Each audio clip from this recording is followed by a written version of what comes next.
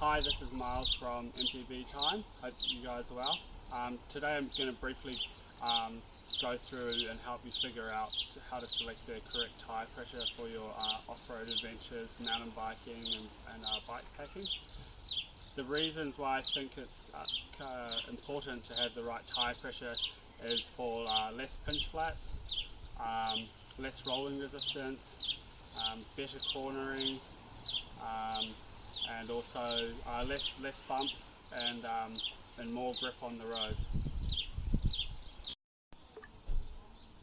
Here are a couple of the ways that I recommend for checking your tyre pressure with a floor pump, and digital pressure gauge is very helpful. Also by your feel, by squeezing it, but that's not very accurate. And another way is there's a new device called a sort of SRAM Quark air pressure reader, and that goes onto your valve, and you leave one on the front and the rear, and when you bike you can have the gauges connected up to your phone, and you can let air pressure out from your phone on both of the valves, and you can see the pressure there. The other way, which most people use, is I've got a little gauge here, so I'll turn it on. So it's on. Then you put it onto the valve here, and you wait for it to beep. Yep.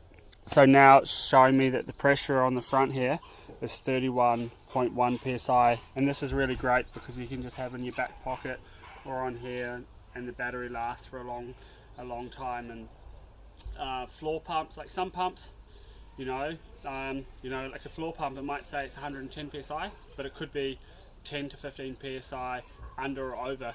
So if you really want to accurately check, it's best to have a pressure gauge like this, and to be aware that, okay, if your pump pumps up to 100 psi and that's for your road bike and you need to have a really accurate pressure, then to be aware that it pumps up 10-15 psi over, and cater that in. So how much pressure should you run? There are a few variables. One of the most common is the rider weight. So if you're heavier, you generally run more pressure. If you're lighter, less pressure. So for everyone that's a little bit different. Also the style of riding. So if you're a bit more of an aggressive rider, then you would generally have a bit more pressure in your tyres to decrease the chance of pinch flats and the tyre also rolling or burping. And if you're a bit more of a relaxed rider and you don't want to feel the bumps on the road so much, you would generally have the pressure a bit lower. And then also on loose sort of surface, wet, muddy, and sometimes rocky as well, you generally run a lower pressure just to create a bit more grip, a bit more surface area of the tyre touching the ground. And for the hard pack sections, like if you're on the road, you're on tar seal, it's dry and the ground is really hard, I'd run a higher pressure. Then also for the tyre here, for example, this is a 2.25 tyre, and I would run on my mountain bike, on the front tyre I'd run about 27 psi, and on the rear tyre 32 psi, and that's for hard pack surfaces, when it's nice and fast, and I don't want to get any pinch flats, and I want really good cornering without the tyre rolling off the bead at all. That's just a guideline, and everyone's a little bit different. Tyre size can greatly change how much tyre pressure needed. So larger tyres you generally put less pressure in, smaller tyres more pressure, and also with smaller tyres and running tubes, you probably want to run more pressure with tubes. You're going to risk getting pinch flat, And with tubeless, you're not going to risk running pinch flat, so you can decrease your tyre pressure. With tubeless, you generally run lower pressures, but not always.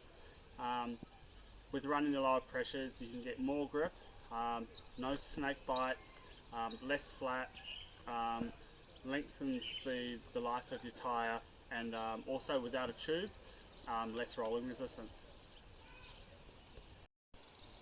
For bike packing, it's generally best to run your tyre pressures a bit higher because of the extra load. Generally, Alex and I run a tyre like this on our bike, which is 2.1 inch to 2.2 inch, and on most tar seal surfaces or hard packed gravel, we might run about 50 psi in the back and 40 in the front.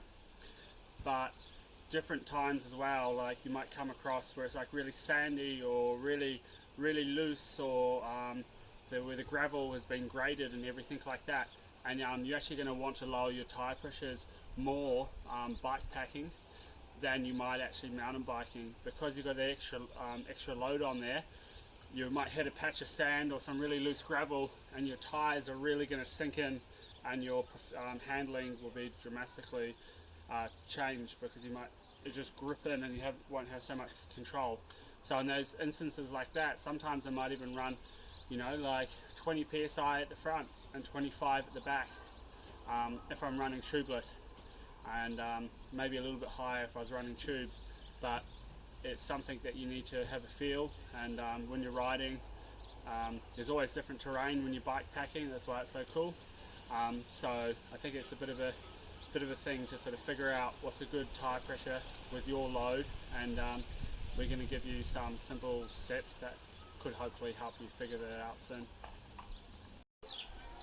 So I've selected a few different styles of tyres for different riding positions, which you can see across here, and I wanted to go through each one briefly and as informative that I can about why I've selected this tyre, and also the pressure to use. So this here is Alex's cross-country bike. This is a very meaty tyre. This is for riding down. I'll film up here, Alex. This is our favourite track in the world in the background here, the Success track, and that's really steep. It's like 8-12%, and it gets really rocky and muddy and dirty and everything like that.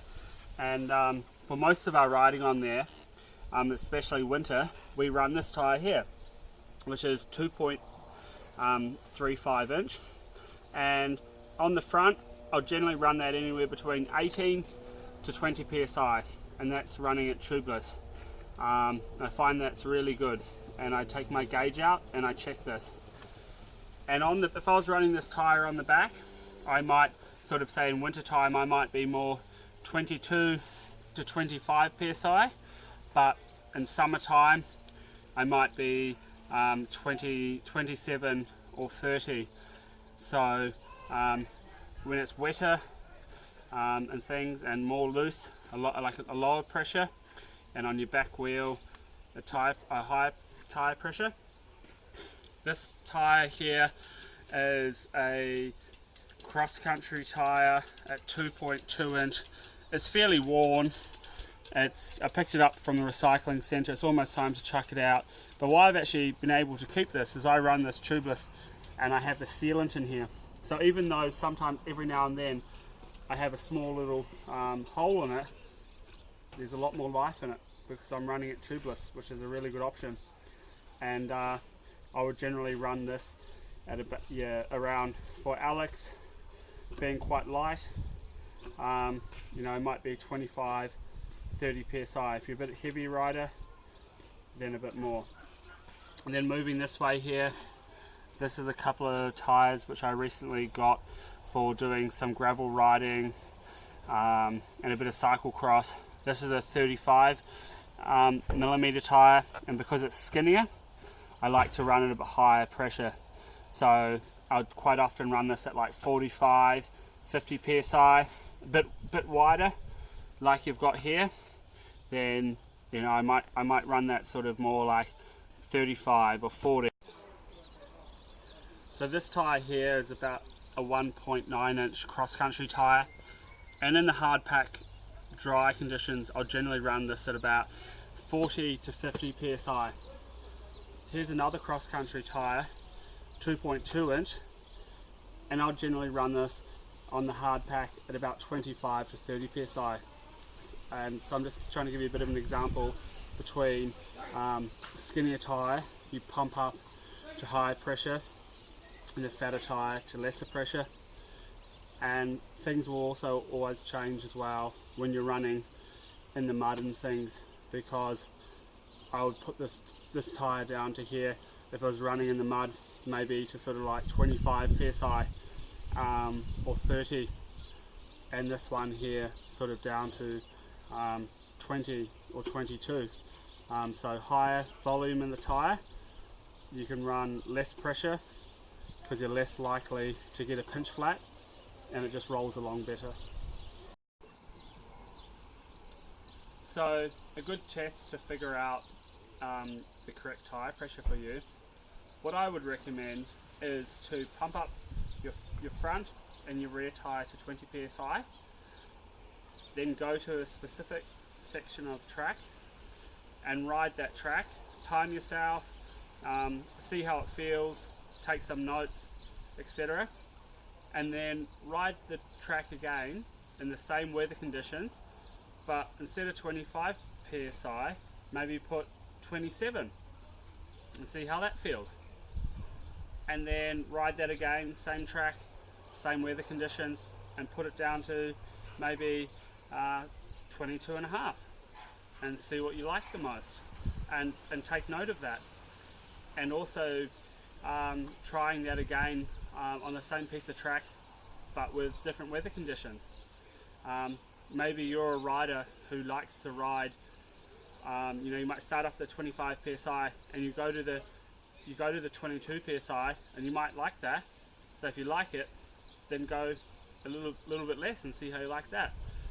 Also keeping in mind that most of your weight is on the rear wheel, so it can be good to have more pressure in the rear wheel, so you have a bit more control, less rolling resistance, and no snake bites. As for example, I was saying that in the summertime for the cross-country setup here in Coromandel, nice hard pack surfaces, with a 2.2 inch tyre I'd run about 32 psi in the back and 27 in the front. And that's very different for every different person, and all different weather conditions, and all different surfaces on the track and everything. So yeah, go out, have fun, get testing, and please leave a comment and give us a like if you like it. And yeah, hope you guys are well. See you later.